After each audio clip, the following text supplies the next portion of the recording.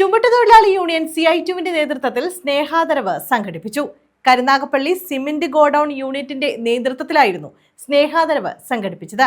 പഠനോപകരണ വിതരണവും ഇതോടനുബന്ധിച്ച് നടത്തി. ചുമട്ടുതൊഴിലാളി യൂണിയൻ CITU സിമന്റ് ഗോഡൌൺ യൂണിറ്റിന്റെ നേതൃത്വത്തിലാണ് സ്നേഹാദരവ് സംഘടിപ്പിച്ചത്. വിവിധ മേഖലകളിൽ കഴിവ് തെളിയിച്ചവരെയും വിദ്യാർത്ഥി പ്രതിഭകളെയും ആദരിച്ചു. CITU area president V Divakaran ഉദ്ഘാടനം നിർവഹിച്ചു. പൊതുസമൂഹത്തിന്റെ ഭാഗമായി നമ്മൾ നിൽക്കുകയാണ്. അപ്പോൾ സ്വാഭാവികമായി ഈ സമൂഹം നമ്മൾക്കും കൂടി ബന്ധപ്പെടാനുള്ളതാണ് എന്ന് മനസ്സിലാക്കി അത്തരം കാര്യങ്ങളിലൂടെ നിങ്ങൾ ചുറ്റുപാടും കാണാനും സഹജീവികളോട് സഹാനുഭൂതിയോടെ ഇടപെടാനും കഴിയണം.